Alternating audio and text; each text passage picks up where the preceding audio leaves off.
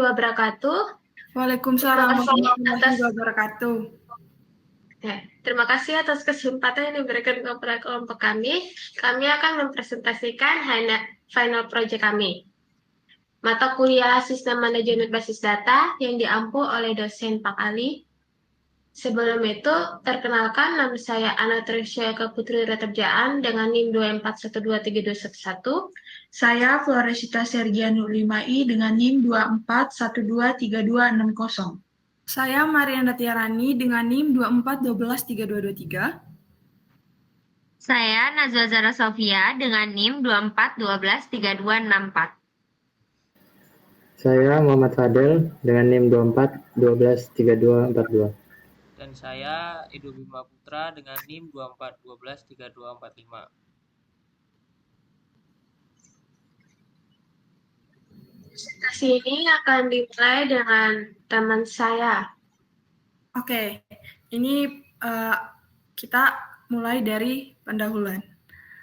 Untuk latar belakang pemilihan kasus, karena masih ada beberapa universitas yang masih mencatat atau belum terintegrasi dengan baik, padahal informasi-informasi yang diperlukan seperti data mahasiswa, dosen, mata kuliah, nilai, KRS, KHS, nilai, prodi, fakultas, jadwal kuliah, dan ruang sangat penting.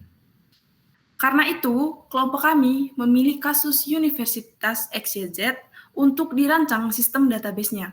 Dengan adanya sistem database yang kami buat ini, semua informasi bisa saling terhubung. Fokus utama kami adalah membuat database yang terintegrasi dan rapi untuk mendukung sistem informasi akademik Universitas XYZ agar proses pada kerjanya lebih efisien, data pun tersimpan dengan aman, dan pelayanan akademik menjadi lebih baik. Oke, selanjutnya kita langsung saja ke tahapan. Database yang dibuat dirancang untuk membantu pada proses pengolahan data akademik. Sistem database ini mengelola serta menyimpan berbagai data penting yang terhubung untuk kegiatan akademik bisa tercatat dengan baik. Data yang disimpan dalam database ini meliputi yang pertama data mahasiswa, menyimpan informasi seperti NIM, nama, jenis kelamin, tempat tanggal lahir, alamat, email, nomor HP, angkatan, program studi, kode prodi, dan NIP wali. Kemudian lanjut ke data KRS, menyimpan informasi seperti ID KRS, NIM, semester, tahun ajaran, tanggal input, serta NIP wali. Kemudian ke data detail KRS, menyimpan informasi seperti ID detail, ID KRS, serta kode MK. Selanjutnya ada data KHS, menyimpan informasi seperti ID KHS, NIM, semester, IPK, dan total SKS. Kemudian ke data prodi, menyimpan informasi seperti kode prodi, nama prodi, jenjang, dan kode fakultas. Lalu ke data fakultas, menyimpan informasi seperti kode fakultas, nama fakultas. Lalu berikutnya ada data mata kuliah, ini untuk menyimpan informasi seperti kode mata kuliah, nama mata kuliah, SKS, serta semester. Kemudian yang berikutnya ada data nilai, untuk menyimpan informasi seperti ID nilai, ID detail, nilai angka, nilai huruf, dan indeks mutu. Kemudian ada data dosen, menyimpan informasi seperti NIP, nama, gelar, jenis kelamin, email, nomor HP, dan alamat. Kemudian selanjutnya ada data jadwal kuliah. Ini untuk menyimpan informasi seperti ID jadwal, kode mata kuliah, NIP dosen, kode ruang, hari, jam mulai, jam selesai, tahun ajaran, serta semester. Kemudian data ruang, menyimpan informasi seperti kode ruang, nama ruang, dan kapasitas. Semua data ini saling terhubung, misalnya satu mahasiswa memiliki satu prodi. Kemudian satu mahasiswa ini mengisi KRS setiap semester yang berisi beberapa mata kuliah yang dicatat dalam detail KRS. Lalu mata kuliah memiliki jadwal kuliah yang berisi tentang dosen yang mengajar di ruang tertentu dan pada hari dan waktu tertentu. Kemudian program studi yang mahasiswa ambil berasal dari fakultas tertentu. Nah, dengan adanya struktur ini, maka sistem database dapat membantu Universitas XYZ dalam mengelola seluruh aktivitas akademik secara menyeluruh, terintegrasi, dan cepat. Oke, untuk selanjutnya akan dijelaskan oleh teman saya.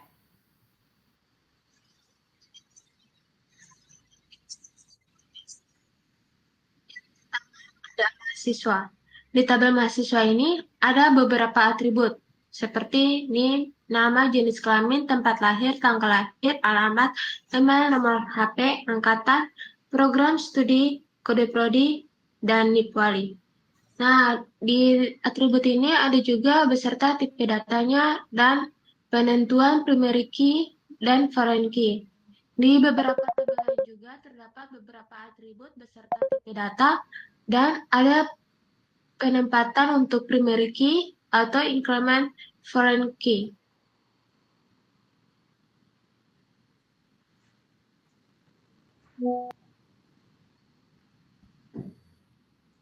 Nah, selanjutnya ada optimalisasi database. Nah, untuk memastikan database ini berjalan maksimal, maka optimalisasi dilakukan dengan fokus pada struktur, tabel, relasi, efisiensi penyimpanan, dan kemudahan untuk mengakses data. Dari database yang ditampilkan, sudah terbentuk 11 tabel, yaitu mahasiswa, KRS, data KRS, KHS, prodi, fakultas, mata kuliah, nilai, dosen, jadwal kuliah, dan ruangan. Selanjutnya akan dijelaskan oleh teman saya.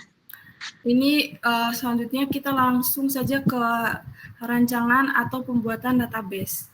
Nah, di sini ada entitas mahasiswa, atributnya berisi NIM, nama, jenis kelamin, tempat lahir, tanggal lahir, alamat, email, nomor HP, angkatan, program studi, kode prodi, dan NIP wali. Kemudian entitas yang kedua ada KRS, beserta atributnya yaitu ID KRS, NIM, semester, tahun ajaran, tanggal input, NIP wali. Kemudian entitas yang ketiga ada detail KRS, atributnya berisi ID detail, ID KRS, serta kode mata kuliah. Kemudian entitas yang keempat yaitu ada KHS, atributnya berisi ID KHS, NIM, semester, tahun ajaran, IP semester, IPK, dan total SKS. Kemudian ada entitas yang kelima yaitu prodi dengan atribut yang berisi kode prodi, nama prodi, jenjang, dan kode fakultas. Selanjutnya entitas yang keenam ada fakultas, atributnya berisi kode fakultas, nama fakultas. Entitas yang ketujuh ada mata kuliah, atributnya berisi kode MK, nama MK, SKS, dan semester. Untuk entitas yang kedelapan ada nilai, atributnya berisi ID nilai, ID detail, nilai angka, nilai huruf, indeks mutu. Kemudian untuk entitas yang kesembilan ada dosen, yang berisi atributnya NIP, nama, gelar, jenis kelamin, email, nomor HP, dan alamat. Lanjut untuk yang ke-10, jadwal kuliah dengan atribut ID jadwal, kode mata kuliah, NIP dosen, kode ruang, hari, jam mulai, jam selesai, tahun ajaran, dan semester. Kemudian entitas yang ke-11 ada ruang, atributnya berisi kode ruang, nama ruang, dan kapasitas. Untuk selanjutnya akan dijelaskan oleh teman saya. Oke, kita masuk ke IR di tabel.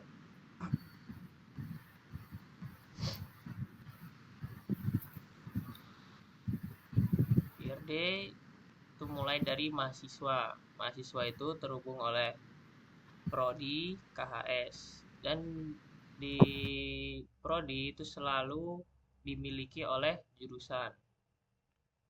Terus setiap mahasiswa melakukan pengisian KRS setiap semester. KRS mencatat data mahasiswa yang bersangkutan.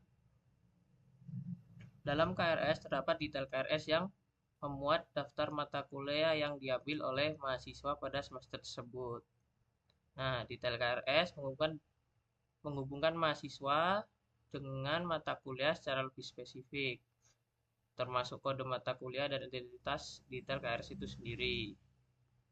Terus, setiap mata kuliah akan dijadwalkan dalam jadwal kuliah dan dosen memiliki NIP itu untuk mengajar pada jadwal kuliah tertentu.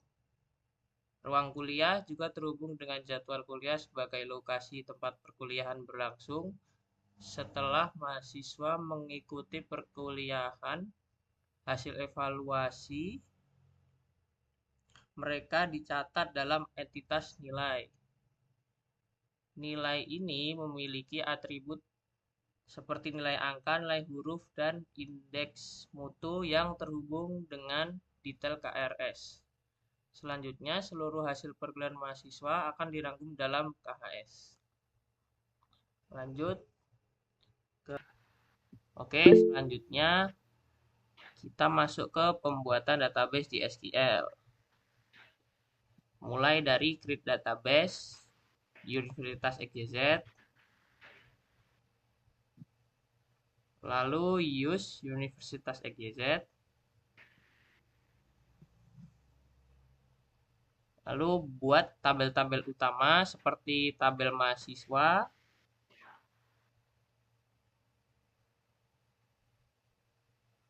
dan lalu ada juga tabel KRS, ada juga tabel detail KRS, ada juga tabel KHS, tabel prodi, tabel fakultas, tabel mata kuliah, tabel nilai,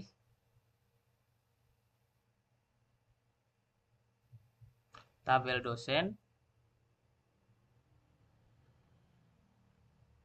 dan tabel jadwal kuliah, lalu juga tabel ruang. Oke, lanjut ke optimalkan dengan indeks dan constraints. Ini adalah kode untuk indeksnya. Kode indeksnya ada untuk kode fakultas, kode prodi, NIP-Wali, NIM, NIP-Wali, ID KRS, kode mata kuliah, ID detail, NIM, kode mata kuliah, NIP dosen, dan kode ruang.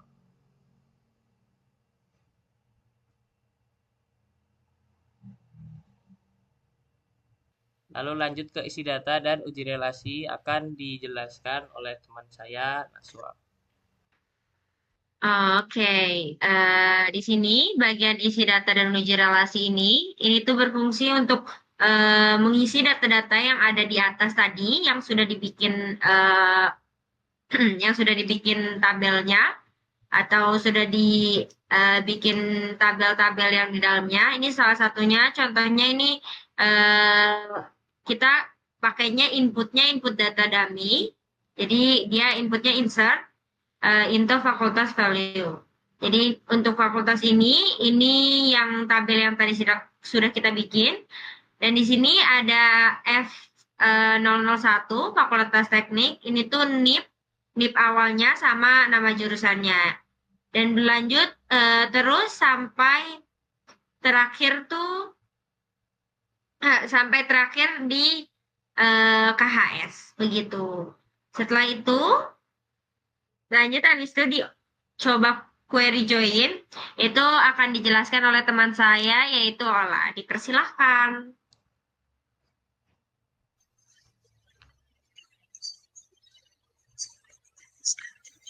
Tabel di SQL. Jadi di sini tuh menampilkan mahasiswa, prodi, dan fakultas. Tujuannya menampilkan nama mahasiswa beserta prodi dan fakultasnya. Tabel yang digunakan yaitu mahasiswa, prodi, fakultas. Oke, terus menampilkan KRS mahasiswa dan dosen wali. Tujuannya itu menampilkan mahasiswa, nama mata kuliah, dan dosen wali. Tabel yang digunakan yaitu KRS, mahasiswa, dosen, detail KRS, dan mata kuliah. Oke. Berikutnya yaitu menampilkan nilai mahasiswa per mata kuliah. Tujuannya itu menampilkan nilai angka, huruf, dan indeks mutu. Tabel yang digunakan yaitu mahasiswa, KRS, detail KRS, mata kuliah, dan nilai.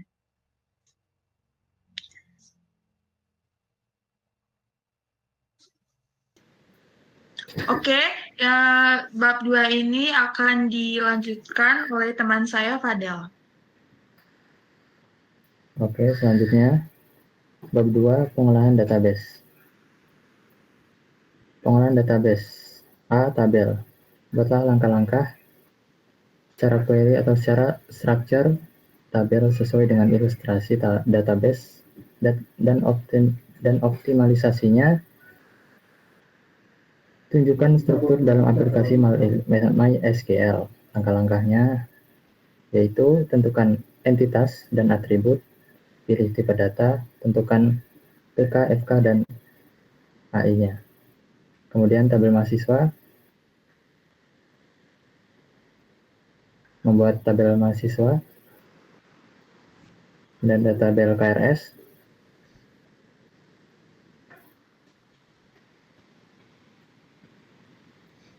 tabel detail KRS, lanjut bawa lagi,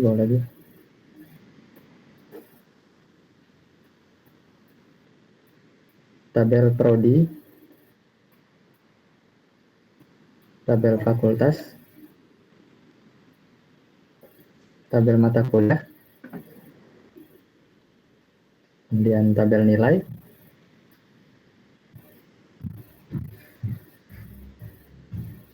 tabel dosen, tabel jadwal kuliah, dan tabel ruang,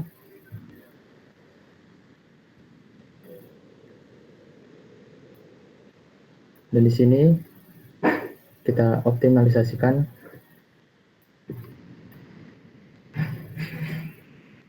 dengan create index, dan berikut adalah struktur tabel-tabelnya.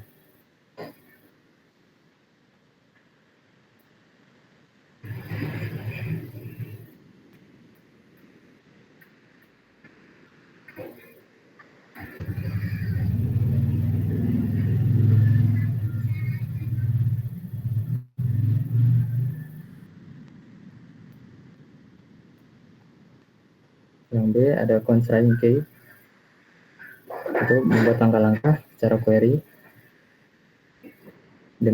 yaitu langkah-langkahnya dengan membuat tabel, tentukan entitas dan atribut, tipe data, dan tentukan PK, FK, dan AI-nya.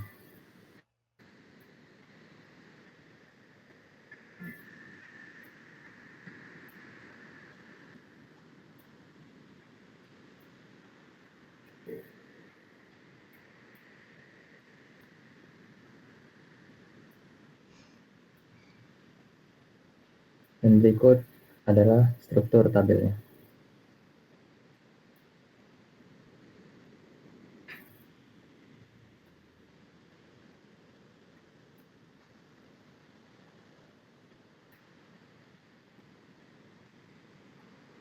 Berikutnya, manipulasi database. Insert. Buatlah query untuk mengisi tabel dengan beberapa pendekatan, yaitu mengisi semua atribut, mengisi sebagian atribut, minimal isian 50 baris yang berbeda pada tabel utama dan tabel tambahan menyesuaikan kebutuhan.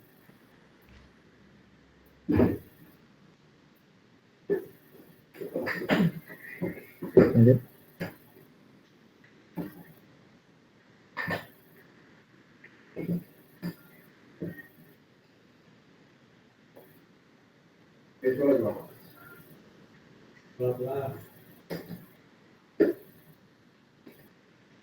Untuk bagian update, itu dengan membuat query untuk mengubah isi tabel dengan beberapa pendekatan, yaitu dengan mengupdate tabel mahasiswa, yaitu mengupdate nama, jenis kelamin, tanggal lahir, alamat, kode prodi. Begitu juga dengan tabel-tabel yang lain.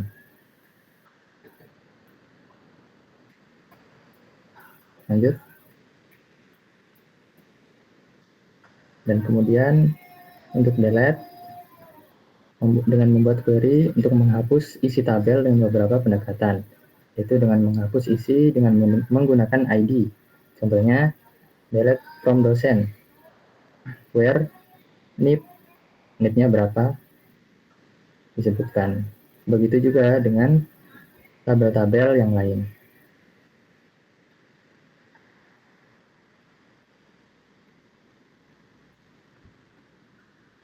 Kemudian ada visualisasi data dengan membuat query visualisasi database yang sudah dibuat beserta hasil query-nya. Itu satu dengan membuat query untuk menampilkan jumlah data pada tabel utama. Itu dengan select count.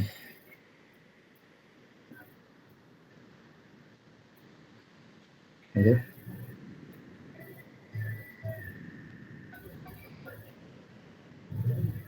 Yang kedua, membuat query untuk menampilkan kolom-kolom penting dalam tabel utama dan tambahannya dengan menggunakan select.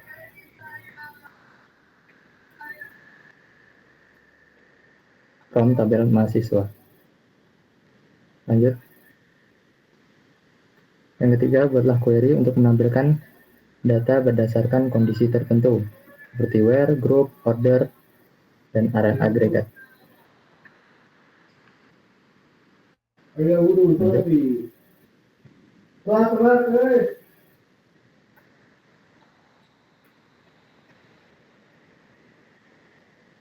Yang keempat, membuat query untuk menampilkan database data tabel utama pun yang berhubungan dengan tabel lain. Itu dengan select m.name, m.name, k.semester, k.tahun, dan seterusnya. Lanjut.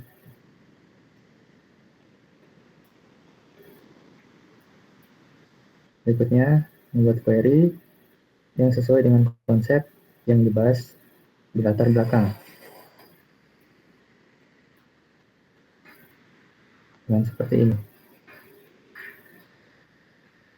Lanjut.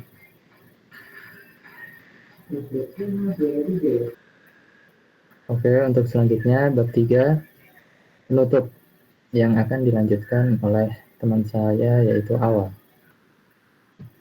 Oke, baik. Untuk bab 3 penutup ini, di sini berisi rangkuman final project dari semua dari semua hasil yang kita sudah kerjakan.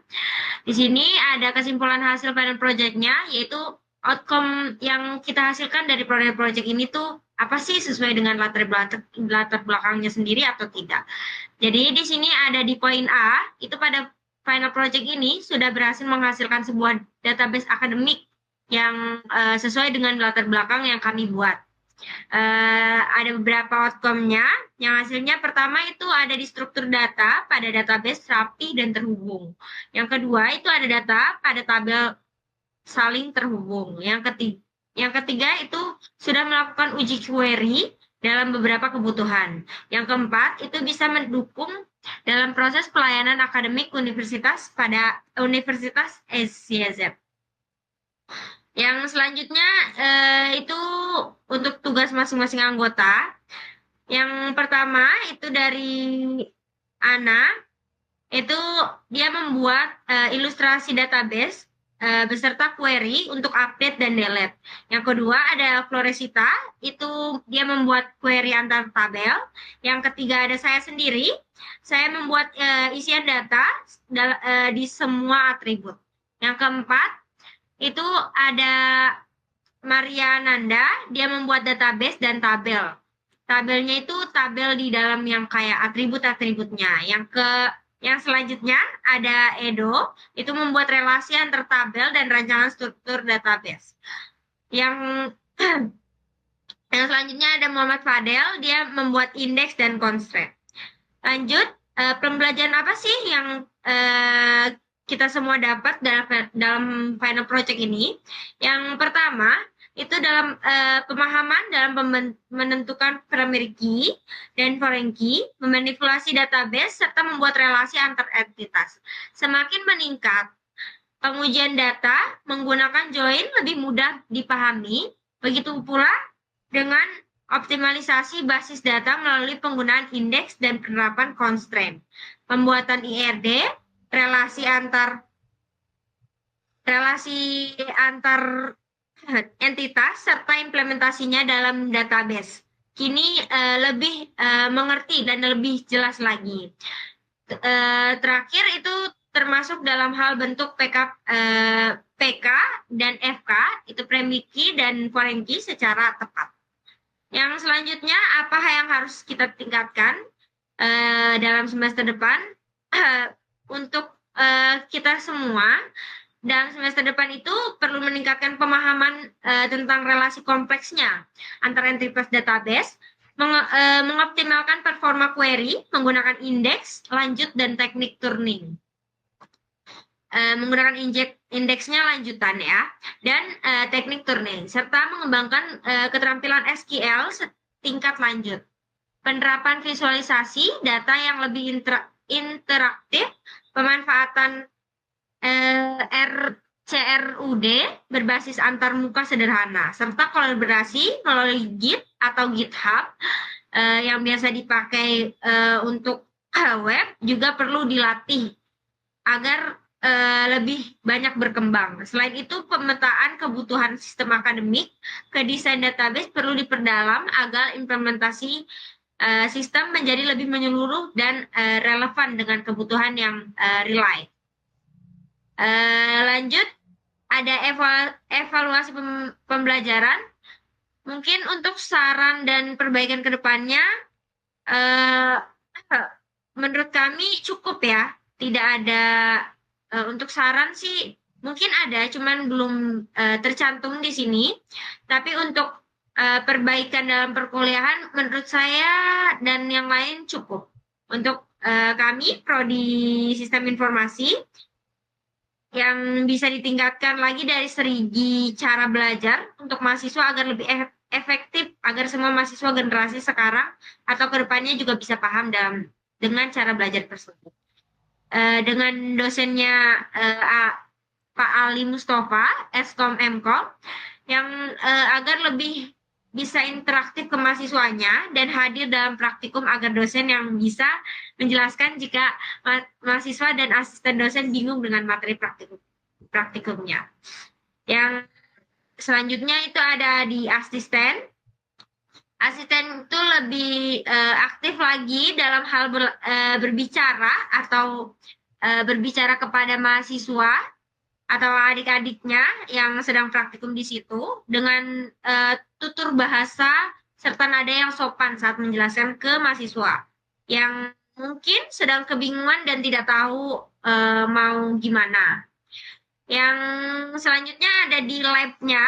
Lab-nya itu ada di gedung 2, lantai 4, ruang 2. Ya, itu memastikan bahwa tidak ada error atau kerusakan pada komputer agar semua komputer dapat dipakai oleh mahasiswa tanpa memilih-milih. Karena ada beberapa laptop yang kita pakai, kadang ada beberapa yang bisa untuk pakai exam-nya, ada beberapa yang tidak. Mungkin itu segitu saja, cukup dari saya. Bisa lanjut lagi ke Ana. Silakan.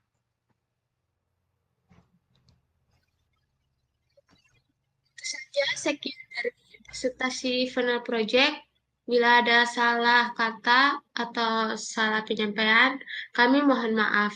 Sekian dan terima kasih. Assalamualaikum warahmatullahi wabarakatuh.